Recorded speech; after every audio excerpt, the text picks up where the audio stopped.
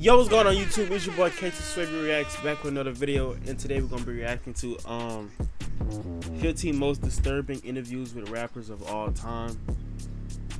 I don't know who's featured in this video. If you're new, like, comment, subscribe, turn on post notifications. With nothing more to be said, let's get straight into it. Rapper beating one of his ops for talk. From one rapper pulling out a gun on an interviewer to another rapper beating one of his ops for talking during an interview.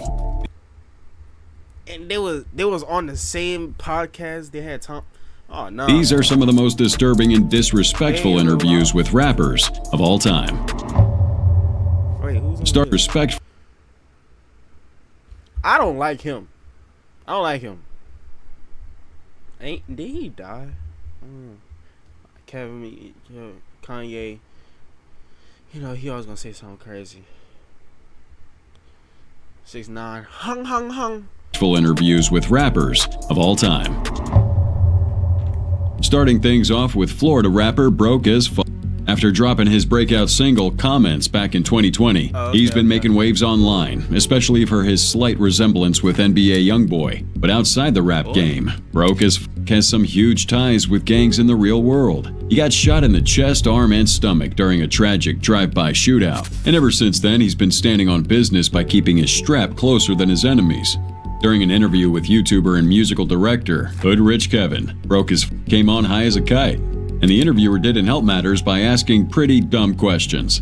But the real juice in this interview came when Hood Rich Kevin tried implicating Broke as Fuck by asking some deep Fed type questions, making Broke as Fuck silence him with his gun.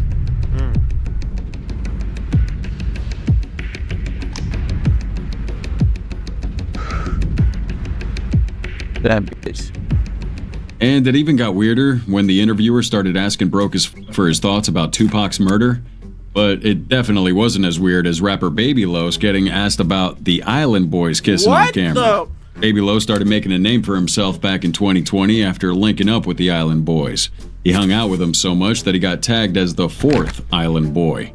But during the interview, this guy dared to ask Los if he saw the viral video of the Island Boys kissing each other. Gotta ask you, bro, like, this is, everybody wants to know, did you see the Island Boys kiss? Bruh.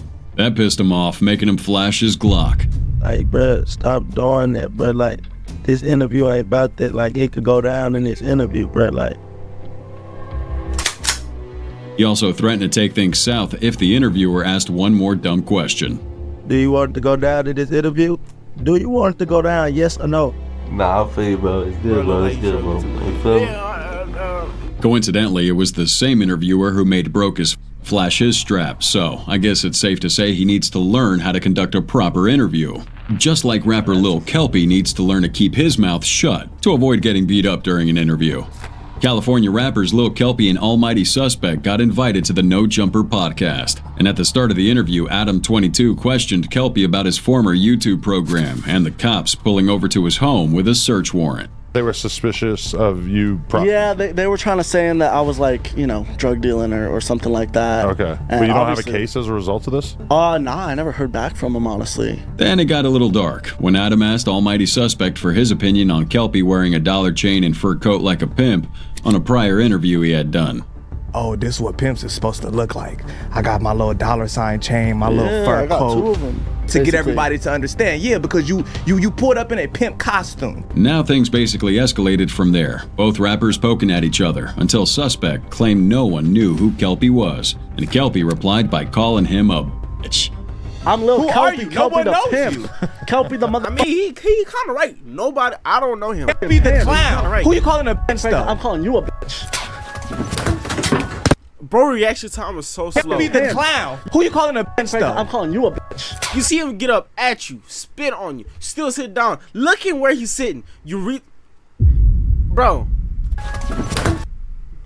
Look Kelpie the mother. Be the clown. Who you calling a bitch though? I'm calling you a bitch. Bro, we're all the way up here, and he's still, what, bro?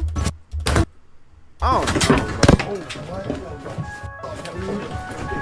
bro. That's good. Bam! Just like that, these two got into a brawl. Members of the No Jumper crew plus security had to step in to break up the fight within seconds. But this was just one more reminder that a lot of crazy things go down on the No Jumper podcast.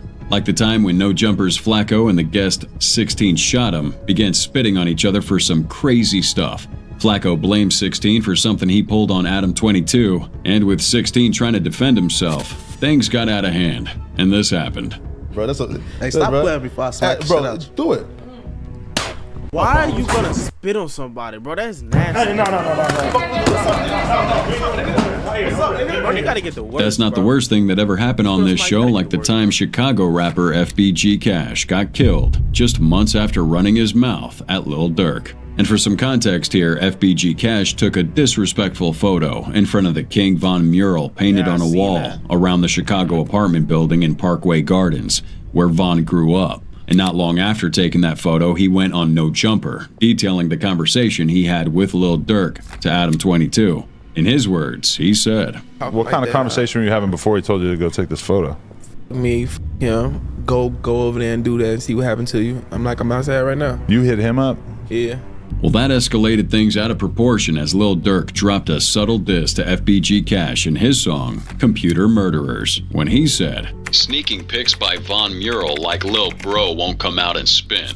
And just 3 months later, FBG Cash got smoked. A Southside rapper was killed this morning after a gunman armed with a rifle opened fire on his car.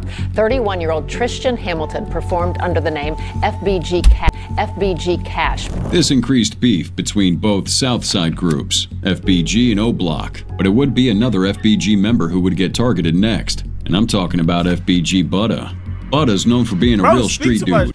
I saw a TikTok, he talking about, cause he went in the hood in LA with Crips. He's talking about, I had a switch on a drink on me. Bro, the feds is writing that down. The feds probably got a whole follow on you. Bro. Every time he talk, he's snitching. And I thought he was talking about when he killed Duck. And he talk and he was calling him with the duck shoes. Bro, J-Mane's telling him to shut up and you still talking. I don't like him. With a long rivalry with King Von before he died. Butta once jumped Von on a school bus and fought plenty of other dudes like L.A., Chief Keef, T-Roy, and Nuwop.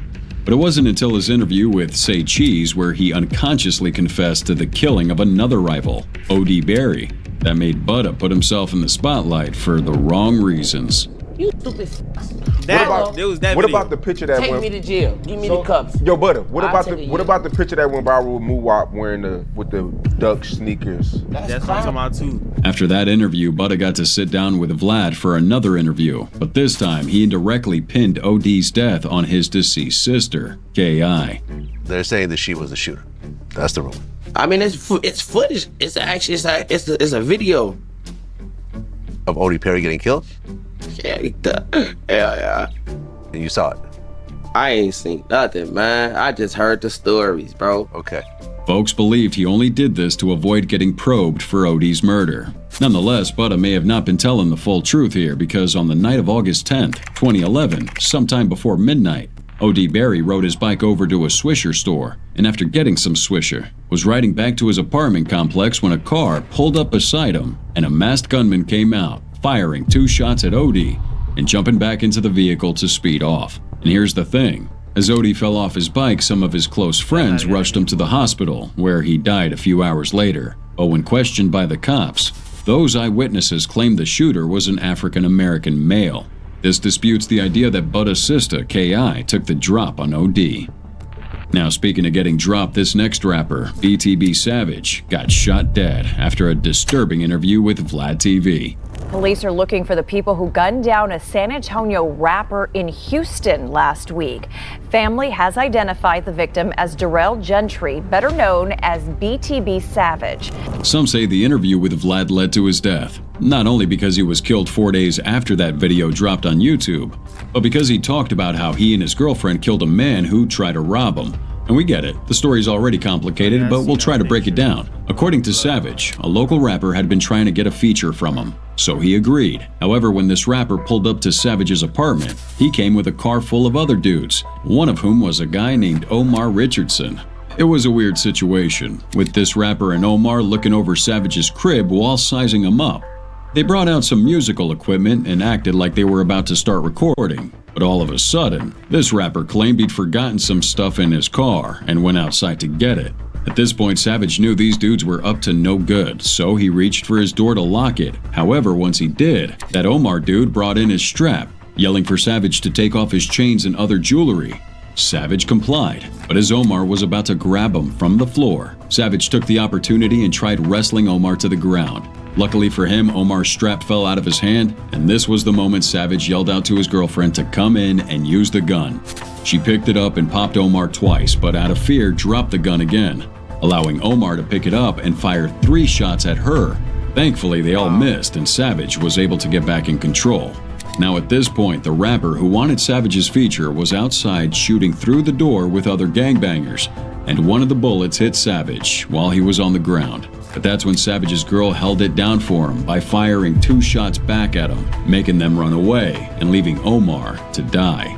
At this point, Omar was bleeding and losing consciousness fast.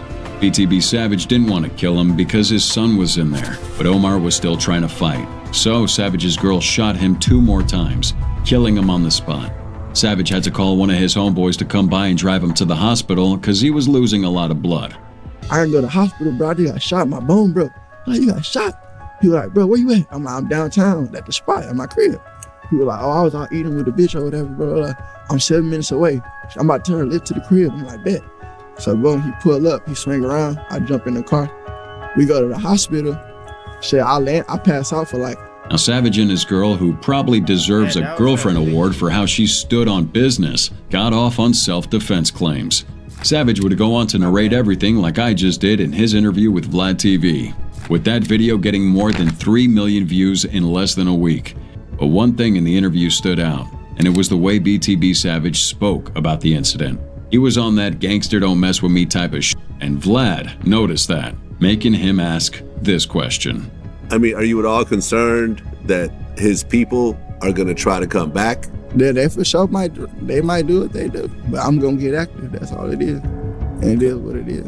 It's on the floor. It'll be smoke forever. Fuck. March 30th, 2023. Savage posted photos to his Twitter showing the floor of his apartment stained with Omar's blood. He also captioned the post, "Too much motion," basically trolling the dude. But just like Vlad suspected, Omar's people came back for vengeance. Just 2 hours after posting the photos, he was on his way to the airport to leave the city, as he kind of suspected Omar's people might have wanted to avenge his death that night. And as he drove in his Mercedes, his car was boxed by gunmen, and he was shot dead. And looking back at it, maybe it wasn't the interview that caused his death. Could have been the post was the trigger that made Omar's people pull the trigger. While we'll never know what truly went down in their minds, Kevin Gates' mentality might have to be questioned after he said in this interview that he wouldn't mind another dude hitting on his girl as long as she recorded it. If you know Kevin Gates, you know he's on some semen retention type stuff. As he says, it helps him keep glowing. While that may be true to some extent, his words to DJ Academics during this interview say otherwise. So you wouldn't be mad if another man... Bro, Ack is so unintentionally funny. Just how slow he is. That's what be making it funny. Like, he don't even gotta tell jokes for real. Penetrated a woman you were interested in or dealing with? No, because that's just dick. Me and her have a psychokinetic relationship. Our relationship is deeper than just sex. Kevin claims a lot of girls fantasize about that kind of stuff. It's a lot of women fantasize about that. They just have a fear of judgment. And I don't know really much about women. But what I do know is that Gucci Mane was mad disrespectful in an interview when talking about a body he dropped. Now, Gucci showed no remorse to pappiiq, whom he took out in self-defense back in 2015, but claimed he felt bad for other things during an interview with See the God. Yeah, I did some things that I wish I didn't do. Yeah. But I was young. But I did some things that's fucked up, dead wrong. And everybody in the neighborhood know that, so ain't no going around that. Even with the murder, even though it was self-defense, do you ever think about that and you think like maybe I could have handled that different, especially when you did like the diss record? He needed to be in the ground. Put his supposed to be. He tried. And in the case of Kanye West, he straight up disrespected Sway Talk after Sway advised him to empower himself and work alone instead of collaborating with international fashion brands. Back in 2013, Kanye came on a Sway's radio show and publicly lobbied for support from Fortune 500 companies like Walt Disney, Nike, and Google to help him create more, as he claimed to be the #1 most impactful artist of our generation. I am the #1 most impactful artist of our generation. I am Shakespeare in the flesh. Walt Disney, Nike, Google. Now who's gonna be the Medici family and stand up and let me create more? Or do you want to marginalize me till I'm out of my moment? Sway, in turn, recommended that West empower himself and invest in himself, to which West responded in one of his most viral moments, saying, "Want to empower yourself and don't need them and do it yourself. How, Sway? Take a few steps back to go. You ain't got the answers, man. You ain't got the answers. You ain't got the answers. You ain't got the answers, Sway. Kanye. I've been doing this more than you. But a decade later, it looked like Sway had the answers, as Adidas and Gap collaborated to destroy Kanye's Yeezy brand. And on Good Morning America back in 2022, Yee told the host, Lindsay Davis, that maybe Sway did have the answers back then. So Sway, almost 10 years ago, said, "Man, why don't you do it on your own?" Was he right? You know what? I will go ahead and say Sway had the answer. And answers were what Adam22 wanted, after rapper Lil Dump kept throwing up on a No Jumper podcast. Anything in particular stand out?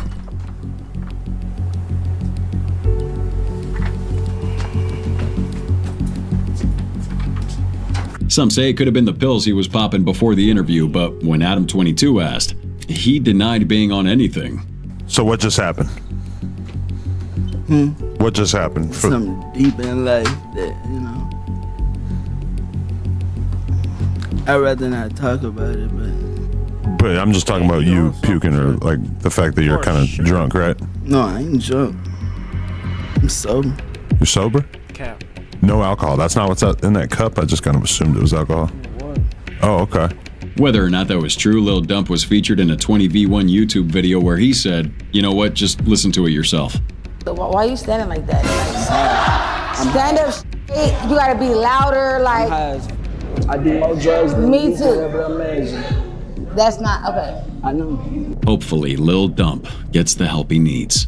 Speaking of help, this interview with Lil Wayne got him talking about how he almost took his life due to him dealing with some mental issues. And the crazy thing is, it happened when he was just 12 years old. In this interview with Emmanuel Acho, Wayne revealed that back when his high school calendar was coming towards the end, he got to go to school on Thursdays and Fridays as a half day, but instead he lied to his mom that he only got one half day and would take the other day completely off to focus on spitting bars and making music. But somehow his mom found out, and his aunt gave him a call, telling him he was going to get whooped once his mom got home. Phone call from my aunt was like, she found out, boy, you about to get your ass kicked, and all that rapping and all that, she about to take that rap folder, she about to throw that shit away, she about to, and I was like, wow, so all that had built up to me, so that was a build up. And the next thing you know, Wayne attempted to take his own life. I picked up the phone, I called the police. Yes, I knew where she kept her gun, and it was in her bedroom. And so I went in her bedroom, grabbed the gun. How I know I had mental health problems was I pulled the trigger. You actually pulled the trigger? Yeah, I pulled the trigger. It was a white cop named Uncle Bob who eventually saved him by rushing him to the hospital. Moving on, you've probably seen the news about the whole P. Diddy controversy. But what you might have not seen is this interview from The Game, where he talked about the gay stuff going on in the industry years before Diddy got exposed. No Diddy. Way back in 2011, Compton rapper The Game did this interview centered around gay rappers and artists in the industry. Look at gays in the entertainment business. Yeah, they're around. They're around. The Game said he had a problem with them dudes who'd be gay and hiding in the closet, but also said he didn't have a problem with gay people in general. Game don't have a problem with gay people. Game has a problem with people that are pretending not to be gay, but that are, that are gay. Keep in mind that The Game and Diddy used to kick it back in the day. And at one point, The Game's own brother, Big Phase 100, uploaded a now deleted IG post of Diddy hugging The Game from behind, suggesting the two were more than just friends, as The Game claimed during his interview on Drink Champs. And referring back to his interview with Vlad, The Game claimed he might have worked with a rapper who was actually gay. So you think that you've worked with a gay rapper? Yeah, man. And gay, not being just full out gay, but hiding it, trying to pretend like he, loves girls and live the rap lifestyle. He's a man fan. The Game's brother suggested with that IG post that his brother only attained great heights in his rap career because of his relationship with Diddy and not his street credibility. But street cred was also the center of discussion in this interview, featuring DJ Academics and Tekashi 6ix9ine, where Tekashi dissed all of them dead rappers. King Von died lacking, Nipsey died lacking, Pop Smoke died lacking. Right. So can't lack? No, you can't. All right. Kill or be killed in these streets. All right. Some dude named Hassan claimed during an interview that if he was in 69's position, he wouldn't have snitched, but refused to admit to the fact that he would have done the time instead. In 6ix9ine's opinion, he didn't feel the need to be loyal to his gang members because them dudes weren't even loyal to him. If you was in that position, what you would have done? For me, you gotta understand. I don't answer the question. I would never tell. All right, so this is what I'm saying. If you was in that position, you would have did that time. My whole thing is like, listen, yo, bro, yes or no? This is gonna make it spicy. All right, go ahead. Wait, answer this in the comments. Will he still be in there? I forgot how long he would still be in there right now, right? Because I know he got released because of COVID, but would he still be in there? This is gonna make it spicy. Right, cool. See, my whole thing is like this, right? If I was in your position and Nuke and Hartford, everybody could say, shoulda, coulda, why that you didn't say no? Let me know that you would have did the same shit he did. No, hold up. 69 also made a point that all rappers claim never to be caught lacking until they actually do get caught lacking and probably wind up dead or incarcerated. And that perfectly explains how G Money lost his life after talking crazy about NBA Youngboy's sister in this interview with Say Cheese. Now, G Money and NBA used to be locked in until Youngboy started doing his own thing. And then G Money claimed in the interview that Youngboy was still mad about his relationship with Youngboy's sister. Hey, but I mean, it ain't just nothing real major. Like, it ain't no real, I don't really have differences like that. It is. Not really. He mad about his sister too, though. And for context, G Money claimed he slept with Youngboy's sister way back when they were all cool. But once YB got famous, he started tripping about it, and it fueled their beef.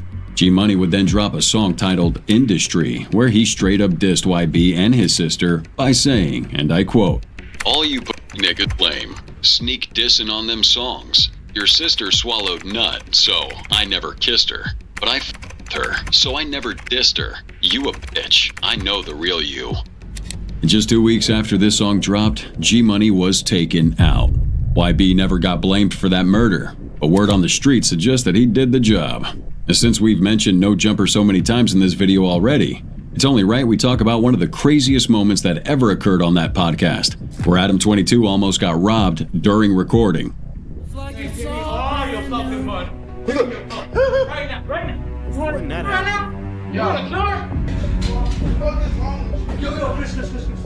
For some reason, the dude didn't pull the trigger, and while many say that was probably because he was holding a fake gun, Adam 22 security stepped in and pinned that dude to the ground. And if you thought that was crazy, check out some of these other videos showing right now. Click on one. I'll see you there. Nah, that was a crazy video, I ain't lying. Some of them just messed up in the head from all them drugs they taking. But look, if you're new, like, comment, subscribe to my main channel, Katie Swavey. She have over 120 subscribers.